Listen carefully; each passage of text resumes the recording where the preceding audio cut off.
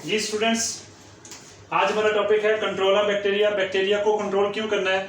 क्योंकि last time हमने discuss किया था बायोलॉजिकल इंपॉर्टेंस में कि बैक्टीरिया ह्यूमन बॉडी के अंदर 200 नाउन स्पीशीज ऑफ बैक्टीरिया हैं जो क्या काज कर रही हैं, डिजीज काज कर रही हैं।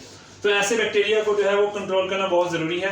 क्यों? क्योंकि ऐसे बैक्टीरिया जो हैं वो कंट्रोल होंगे तो हमारी डिजीज़ कंट्रोल हो जाएंगी, हम डिजीज़ को स्प्रेड करने से ब्लॉक कर सकते हैं, हम उनकी ट्रांसमिशन को ब्लॉक कर सकते हैं। ठीक है जी, तो इसलिए हमें बैक्टीरिया को कंट्रोल करना है। तो कंट्रोल करने के टेक्स्ट बुक के अंदर 3 मेथड बताए हैं। तो एक है जी, आप उनको कंट्रोल कर सकते हैं फिजिकल मेथड से, एक है केमिकल मेथड, दूसरा है इम्यूनाइजेशन, तीसरा है जी that is called as physical control. अच्छा जी, तो फिजिकल कंट्रोल, अच्छा ये सब कुछ कैसे होता है? तो कंट्रोल ऑफ बैक्टीरिया बेसिकली किस तरह से होता है? बैक्टीरिया को कंट्रोल करना क्या कहलाता है जी? That is discussed in antisepsis.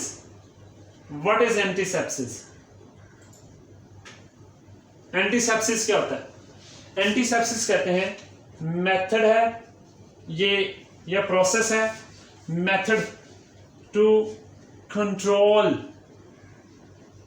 Germs, ठीक है, माइक्रोब्स, माइक्रो ऑर्गेनिजम्स को कंट्रोल करना, जर्म्स करना, या मेथड टू रिड्यूस, या ऐसे कहना रिड्यूस चांसेस ऑफ इन्फेक्शन।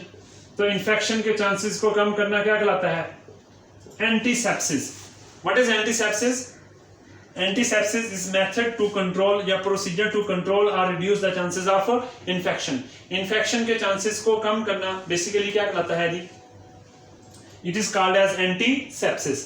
अब जब हम antisepsis की बात करते हैं तो हमें पता चलता है कि हम basically किसको कंट्रोल करने जा रहे हैं जी? हम जर्म्स को कंट्रोल करने जा रहे हैं। ठीक है, अब उसमें 3 तरीके इस्तेमाल होते हैं। एक केमिकल कंट्रोल भी हो सकता है, इम्यूनाइजेशन भी हो सकती है, फिजिकल कंट्रोल भी हो सकता है। ठीक है, एक और भी इसमें तरीका डिस्कस कर लेते होते हैं कि आप इसमें जो है वो कम्युनिटी इन्वॉल्वमेंट भी कर लेते हैं। तो कम्युनिटी इन्वॉल्वमेंट भी होती है। ठीक है, तो कम्युनिटी जो है वो भी इन्वॉल्व होकर इसमें रोल प्ले कर सकती है। कैसे? कि जो कम्युनिटी आप उसके अंदर अवेयरनेस पैदा करेंगे कि इस तरह से डिजीज स्प्रेड होती है तो इसको ब्लॉक किया जाए, इस तरह से ट्रांसमिशन ब्लॉक हो सकती है। खैर, हमने कंट्रोल ऑफ बैक्टीरिया डिस्कस करना है, तो सबसे पहले हम फिजिकल कंट्रोल की डिस्कस करते हैं। फिजिकल कंट्रोल, ये फिजिकल कंट्रोल क्या होता है? फिजिकल कंट्रोल को डिस्कस किया जाता है स्टेरिलाइजेशन से। What is sterilisation? स्टेरिलाइजेशन किसे कहते हैं?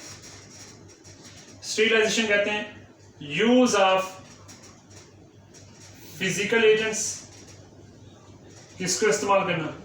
फिजिकल एजेंट्स को, to kill any life form. तो किसी भी लाइफ फॉर्म को किल करना, किसको यूज करके? फिजिकल एजेंट्स को यूज करके। What is sterilization? तो सिर्फ बैक्टीरिया को नहीं बल्कि किसी भी लाइफ फॉर्म को जो पैथोजेंस है आप उनको किल कर सकते हैं। क्या यूज करके बेटे? किसी भी लाइफ फॉर्म को आप किल कर सकते हैं फिजिकल एजेंट्स यूज करके। वो फिजिकल एजेंट्स कौन कौन से हैं? तो बेसिकली फिजिकल एजेंट्स कौन कौन से हैं जो हम यहाँ डिस्कस कर रहे हैं? वो फिजिकल एजेंट्स 3 तरह के हैं। एक हम यूज कर सकते हैं हीट, एक हम यूज कर सकते हैं रेडिएशंस, रेज, और हम यूज कर सकते हैं फिल्टर्स, जिन्हें मेम्ब्रेन फिल्टर्स कहा जाता है। तो हम हीट से स्टार्ट करते हैं। अगर हम हीट को एज ए फिजिकल एजेंट इस्तेमाल करें रिड्यूस करने के लिए चांसेस ऑफ इंफेक्शन को, तो हीट की हम कौन सी फॉर्म इस्तेमाल करते हैं? हीट की 2 फॉर्म इस्तेमाल कर लेते हैं। एक होती है ड्राई हीट, एक होती है मॉइस्ट हीट। जो ड्राई हीट होती है बेटे, ये क्या करती है? That cause oxidation. ये ऑक्सीडेशन करती है। किस चीज की ऑक्सीडेशन करती है? ये बैक्टीरियल एंजाइम की ऑक्सीडेशन करती है, बैक्टीरियल प्रोटीन की ऑक्सीडेशन करती है। कौन? Dry heat. तो ड्राई हीट क्या करेगी? जितने भी केमिकल कॉन्स्टिट्यूएंट्स हैं उनकी क्या करेगी? ऑक्सीडेशन। तो ऑक्सीडेशन ऑफ जीनोम कर सकती है, nucleic acid, oxidation of proteins कर सकती है, either they function as transport, either they are component of membrane, either they are involve in enzyme senses. तो इस तरह से ये ऑक्सीडेशन करेगी। जो मॉइस्ट हीट है ये क्या करती है, ये कोआगुलेशन कर देती है। किस चीज की? Coagulation of proteins, coagulation of chemicals. अच्छा, ड्राई हीट में हम क्या कर सकते हैं? ऐसे ही हीट देना, ठीक है जी, जैसे फायर है, ठीक है, तो जैसे हीट है, ठीक है, तो इस तरह से जो है हम दे सकते हैं, टेम्परेचर इंक्रीज कर सकते हैं। लेकिन मॉइस्ट हीट किसे कहते हैं? मॉइस्ट हीट कहते हैं स्टीम को। तो इसमें पानी भी होता है और साथ हीट भी होती है, वाटर वेपर की फॉर्म में हम हीट प्रोवाइड करते हैं और इस तरह से हम जो है वो किल करते हैं किसी भी लाइफ फॉर्म को, ठीक है जी। इसे हम नाम क्या देते हैं जी? Physical control. फिजिकल कंट्रोल में नेक्स्ट भी हम एक एजेंट इस्तेमाल कर लेते हैं, that is called as radiations, ठीक है जी। तो रेडिएशन हम कैसे इस्तेमाल कर लेते हैं?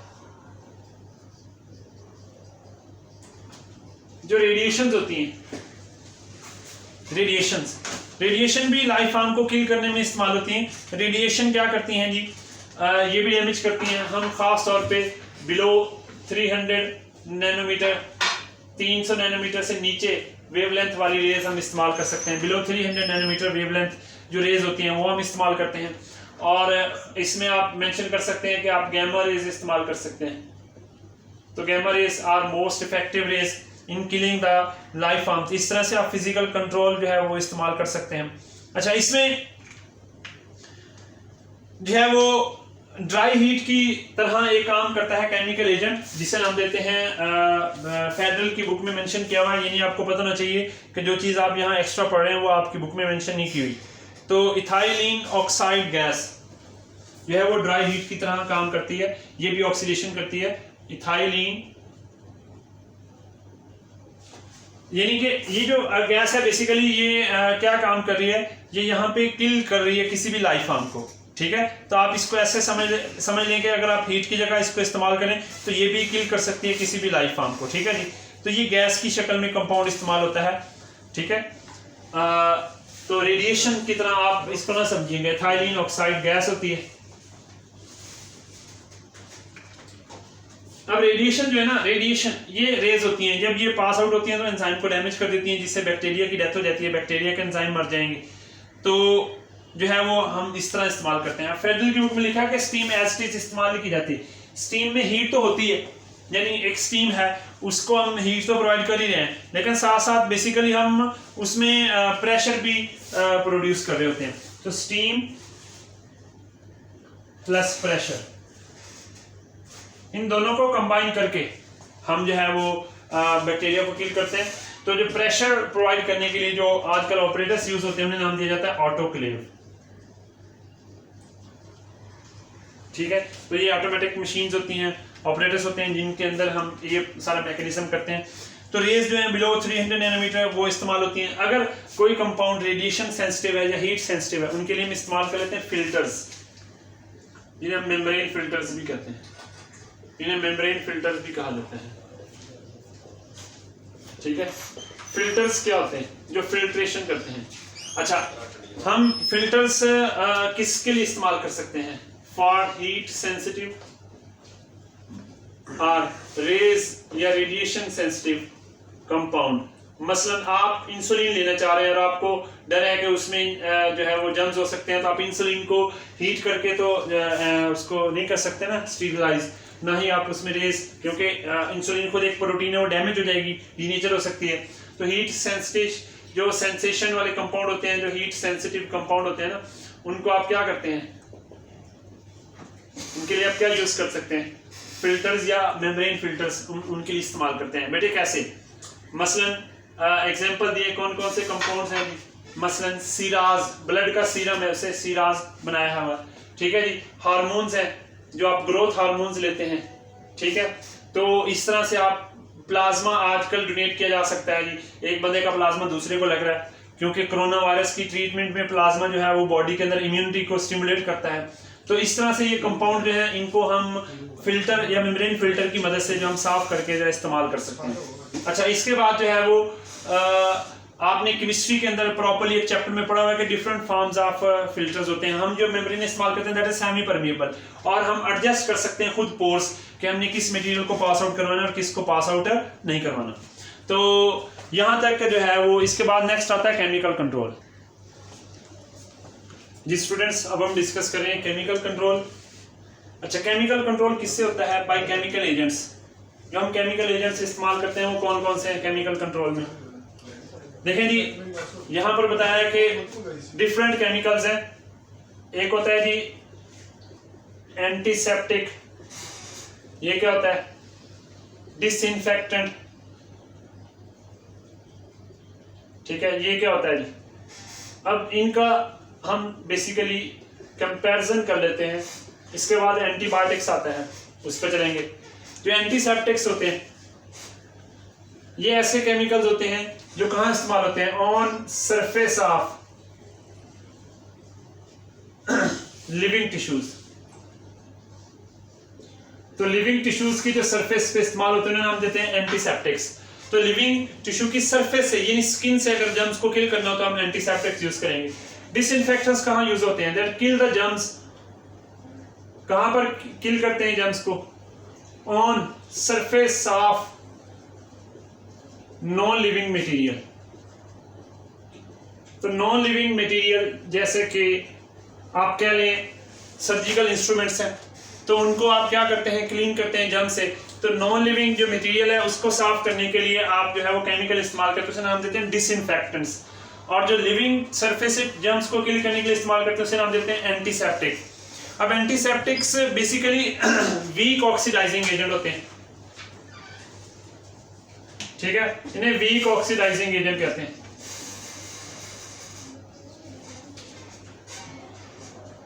ऑक्सीडाइजिंग एजेंट होते हैं। और डिसइंफेक्टेंट जो होते हैं वो स्ट्रॉन्ग ऑक्सीडाइजिंग एजेंट होते हैं।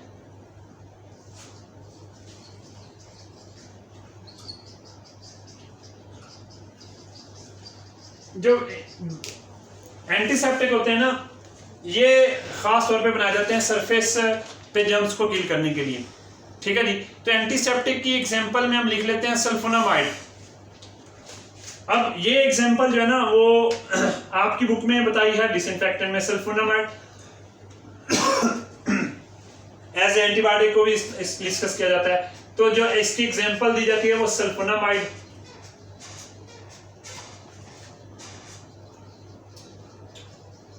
और पायोडीन। पायोडीन तो हम घरों में भी इस्तेमाल करते हैं, ठीक है, तो डाइल्यूट करके इनको इस्तेमाल किया जाता है। डिसइंफेक्टेंट में बहुत सारी एग्जांपल्स ली हुई हैं, ठीक है जी। इसकी एग्जांपल्स में अल्कोहल हम इस्तेमाल कर सकते हैं, फिनोल्स इस्तेमाल कर सकते हैं, हैलोजेंस इस्तेमाल कर सकते हैं। तो मुख्तलिफ एग्जांपल दी हुई हैं, जैसे कि पोटेशियम परमैंगनेट इस्तेमाल कर सकते हैं, फॉर्मल्डिहाइड इस्तेमाल कर सकते हैं। तो ये डिफरेंट है जो एग्जांपल्स मेंशन किए डिसइंफेक्टेंट्स के अंदर, ठीक है जी। अब डिसइंफेक्टेंट का दूसरा नाम जो है मेंशन किया है फेडरल के अंदर, इन्हें सरफेस क्लीनर भी कहते हैं। सरफेस को साफ करने के लिए इस्तेमाल किया जाता है। एक केमिकल का नाम बताया हुआ जिसे हम साइडेक्स कहते हैं, वो किसके तौर पे इस्तेमाल होता है? डिसइंफेक्टेंट्स के। साइडेक्स बेसिकली क्या होते हैं? ग्लूटर एल्डिहाइड होते हैं।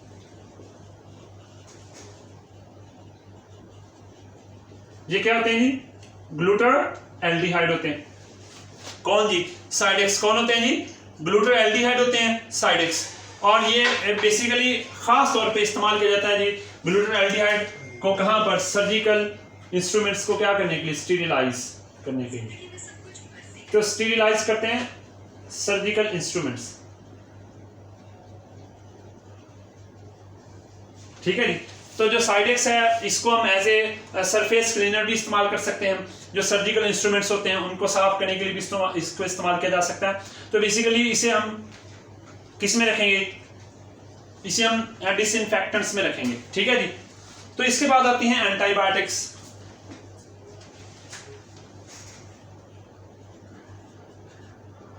जो एंटीबायोटिक्स हैं बेसिकली ये दूसरा नाम है किसका? Chemotherapeutic agents. इन्हें दूसरा नाम क्या देते हैं? कीमोथेराप्यूटिक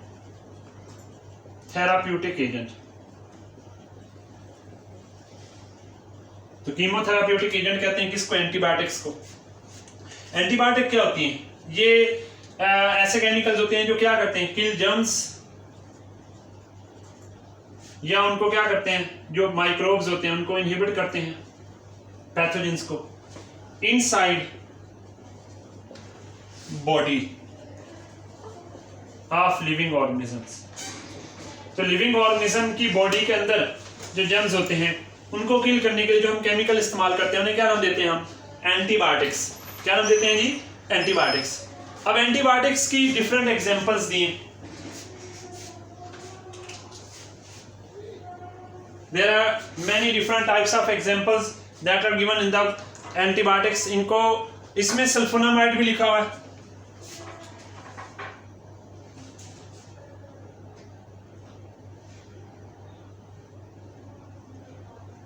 टेट्रासाइक्लिन है,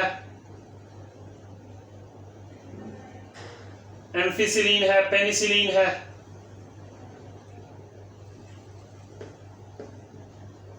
तो ये सारी एग्जांपल्स हैं। अब इनका एक्शन कहां होता है? कोई भी एंटीबायोटिक है तो उसका एक्शन कहां होता है जी? कहां एक्शन करती है? ये किस चीज को डैमेज करती है? तो कोई भी एंटीबायोटिक है वो जाके डैमेज करती है किस चीज को? बेसिकली उसका काम होता है डैमेज करना। किस चीज को? या तो प्लाज्मा मेम्ब्रेन को, या सेल वॉल को, या न्यूक्लियर एसिड को जिसमें डीएनए आरएनए आ जाता है, इवन प्रोटीन्स को। अब प्रोटीन्स एंजाइम्स भी हो सकते हैं, तो एंजाइम्स की फॉर्म में प्रोटीन्स हैं, इनको जाके डैमेज करना। बेसिकली ये फंक्शन होता है केमिकल कंट्रोल के अंदर एंटीबायोटिक्स का, ठीक है ना। तो इस बेस पे हम डिस्कस कर लेते हैं जो टाइप्स हैं किस चीज की? एंटीबायोटिक्स की टाइप्स बताई हुई हैं। दो तरह की एंटीबायोटिक्स हैं, एक माइक्रोबिसाइडल, अच्छा एक माइक्रोबिस्टेटिक। ये कौन सी एंटीबायोटिक होती है?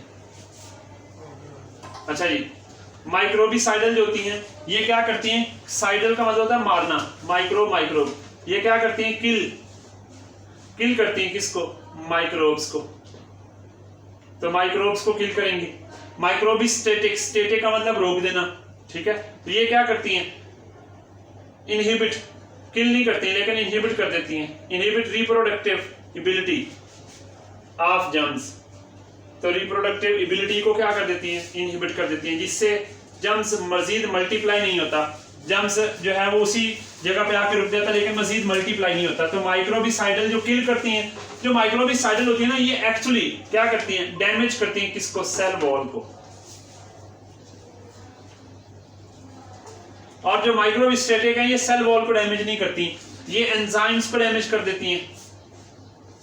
सम टाइम ये आरएनएस को भी डैमेज कर देती हैं और राइबोसोम्स को भी डैमेज कर देती हैं, जिससे बैक्टीरिया है मिसाल के तौर पे, तो बैक्टीरिया ऐसी प्रोटीन्स नहीं बनाते जो उनकी मल्टीप्लिकेशन में इस्तेमाल होते हैं, जो डीएनए की डबलिंग में इस्तेमाल होते हैं। तो इस तरह से ये अपने आप को कंट्रोल कर लेते हैं। बैक्टीरिया की ग्रोथ इनहिबिट हो जाती है, मजीद मल्टीप्लाई नहीं होते, बॉडी को मौका मिलता है तो वो अपनी इम्यूनिटी के साथ ओवरकम कर लेती है, ठीक है जी। तो इस तरह से मुख्तलिफ हैं जी एंटीबायोटिक की टाइप्स। तो ये टाइप्स हैं, इसके एक्शन के कहाँ पे एक्शन करें, किस तरह के एक्शन कर रही हैं। वैसे रेंज की बेस पे भी एंटीबायोटिक की टाइप्स बनाई जा सकती हैं। एक होती है ब्रॉड स्पेक्ट्रम एंटीबायोटिक्स, एक होती है नैरो स्पेक्ट्रम। जो ब्रॉड स्पेक्ट्रम होती हैं वो क्या करती हैं जी? वो ब्रॉड रेंज में काम करती हैं, डिफरेंट लाइफ फॉर्म को किल कर सकती हैं। जो नैरो स्पेक्ट्रम एंटीबायोटिक्स होती हैं वो स्मॉल रेंज में काम करती हैं, कुछ जर्म्स को किल करती हैं। तो ब्रॉड स्पेक्ट्रम क्या करती हैं? किल डिफरेंट लाइफ फॉर्म्स, ठीक है। नैरो स्पेक्ट्रम जो होती हैं वो एक नैरो रेंज में काम करती हैं, ठीक है जी। तो that was about the chemical and physical control. Next इसके बाद आता है जी इम्यूनाइजेशन। जी स्टूडेंट्स, नेक्स्ट हम डिस्कस करेंगे, हमारे पास है जी immunisation. What is immunisation? Basically immunisation को हम वैक्सीनेशन भी कहते हैं, क्योंकि वैक्सीनेशन से इम्यूनिटी पैदा होती है। यहां पर मैं आपको एक टर्म समझा दूं, वो टर्म जो है वो उसे कहते हैं एंडोटॉक्सिन। यानी आपको पता होना चाहिए व्हाट आर एंडोटॉक्सिन्स।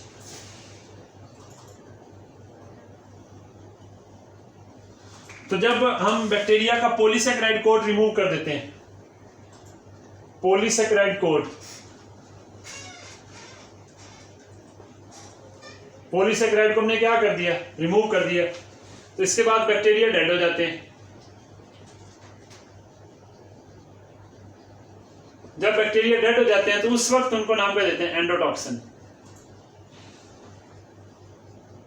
अब ये पॉलीसेकेराइड कोट हम कैसे रिमूव करते हैं, केमिकल ट्रीटमेंट से रिमूव करते हैं। तो ऐसे बैक्टीरिया जिनका पॉलीसेकेराइड कोट रिमूव करते जाता है उन्हें क्या नाम दिया जाता है जी, एंडोटॉक्सिन्स का। ठीक है, अब यहां पर हम डिस्कस करेंगे इम्यूनाइजेशन के अंदर कि इम्यूनाइजेशन क्या होता है बेसिकली। तो इम्यूनाइजेशन का मतलब होता है बेसिकली एबिलिटी टू, बॉडी की सलाहियत है कि वो क्या करती है, रिकॉग्नाइज करती है, रिकॉग्नाइज करना किस चीज को, रिकॉग्नाइज करना एनी इंट्रूजन्स को, जो इंट्रूजन्स बॉडी में आती हैं बाहर से, नाम कर देते हैं इंट्रूजन्स। तो बाहर से जो इंट्रूजन्स आती हैं उनको रिकॉग्नाइज करना, और रिकॉग्नाइज करने के बाद क्या करना, मोबिलाइज करना सेल या प्रोडक्ट्स को, सेल की प्रोडक्ट्स को, ताकि उन इंट्रूजन्स को क्या किया जाए, रिमूव किया जाए। ठीक है, तो इसे नाम क्या देते हैं हम, इम्यूनिटी या इम्यूनाइजेशन। ठीक है, तो इम्यूनाइजेशन बेसिकली कैसे होती है, इसमें कुछ टर्म्स हैं जो मैं आपको समझाना चाहूंगा। जैसे कि इम्यूनाइजेशन हम इंजेक्शन के जरिए करवाते हैं। मीसोसोम्स क्या होती हैं, बैक्टीरिया के अंदर मीसोसोम्स होती हैं, मैंने आपको पढ़ाया। ये जो मीसोसोम्स हैं ये ग्राम नेगेटिव में मोर प्रोमिनेंट होती हैं,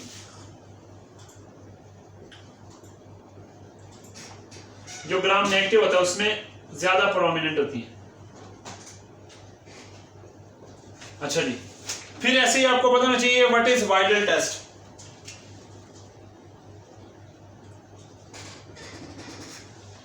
वाइडल टेस्ट क्या होता है, ये वाइडल टेस्ट जो होता है बेसिकली ये डायग्नोज किया जाता है किसको, टाइफाइड को। टाइफाइड को डायग्नोज करने के लिए टेस्ट किया जाता है।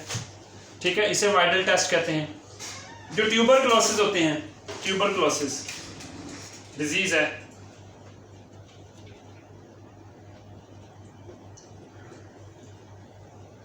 जो ट्यूबरक्लोसिस डिजीज है इसकी जो वैक्सीनेशन है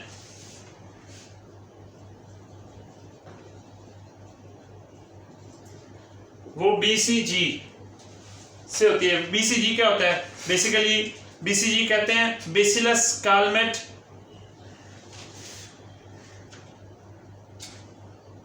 BCG stand for bacillus bacteria है, कालमेट, जी स्टैंड फॉर ग्यूरीन। तो ये कुछ थोड़ी सी आपको जनरल टर्म्स थी जो मैंने आपको इंट्रोड्यूस करवानी थी। इसके बाद है जी जो इम्यूनाइजेशन है उसके टॉपिक्स में शुरू में एंटीसेप्सिस की डेफिनेशन लिखी है, लेकिन हम प्रॉपर्ली डिस्कस करते हैं जो फर्स्ट टाइम वैक्सीनेशन थी वो किसने की थी।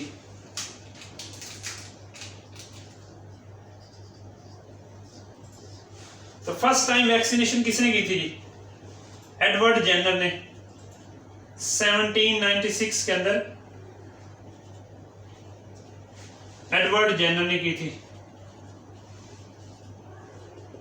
एडवर्ड जेनर ने फर्स्ट टाइम वैक्सीनेशन की किसके against, it was first time vaccination against virus.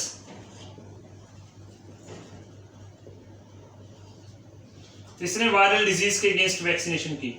कैसे की एडवर्ड जेनर ने वैक्सीनेशन, एडवर्ड जेनर ने कॉपॉक्स पस ली।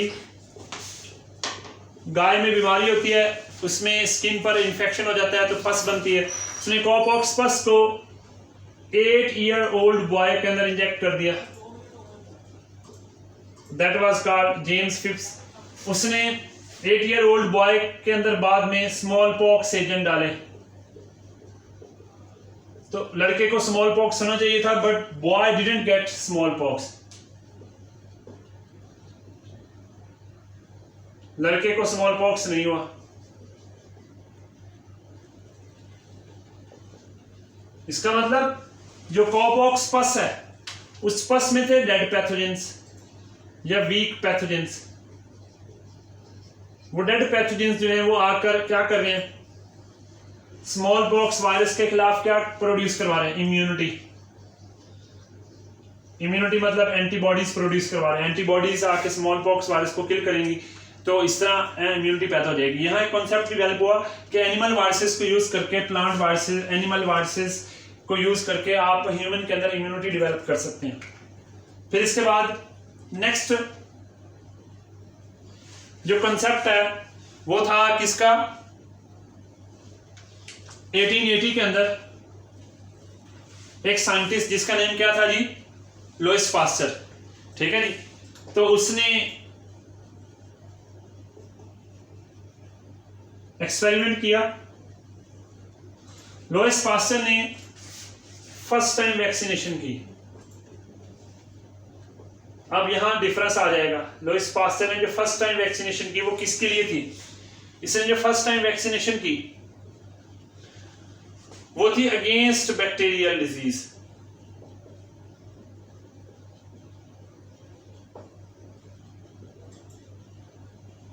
तो बैक्टीरियल डिजीज के अगेंस्ट फर्स्ट टाइम वैक्सीनेशन किसने की, लुईस पास्चर ने। फिर ऐसे ही है कि लुईस पास्चर ने बेसिकली क्या किया, उसने एक डिमॉन्स्ट्रेशन की। उसने चिकन कॉलरा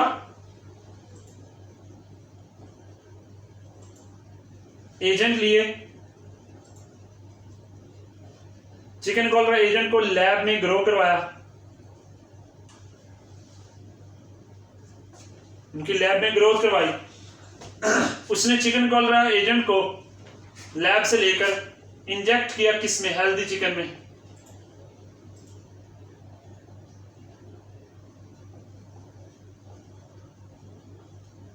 तो उसने देखा कि चिकन जो है वो सिक हो गया।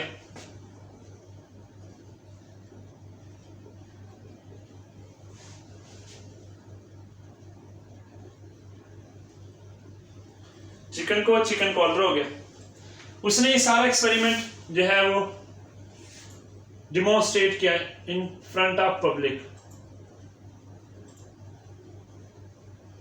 जब उसने पब्लिक में डिमॉन्स्ट्रेट किया तो उसने यूज ओल्ड कल्चर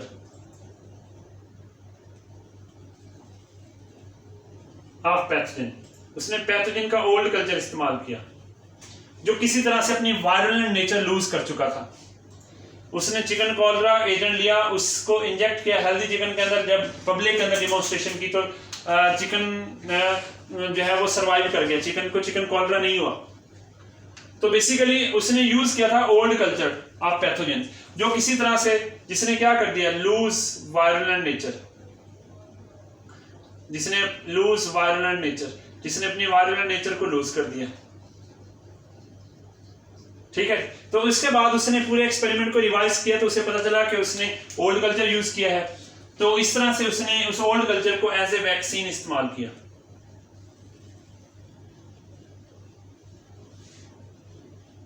ठीक है जी। तो बेसिकली वैक्सीन लफ्ज वैक्का से निकला है, वैक्का कहते हैं को इसलिए वैक्सीन निकला है। तो इस तरह से लुईस पास्चर ने जो है वो इसको यूज किया। तो लुईस पास्चर ने फिर वैक्सीनेशन की किसके अगेंस्ट, अगेंस्ट रेबीज। रेबीज क्या होता है, जब काट लेते हैं मैड डॉग तो उसे रेबीज हो जाती है, जिसे दूसरे लफ्जों में हाइड्रोफोबिया भी कहते हैं।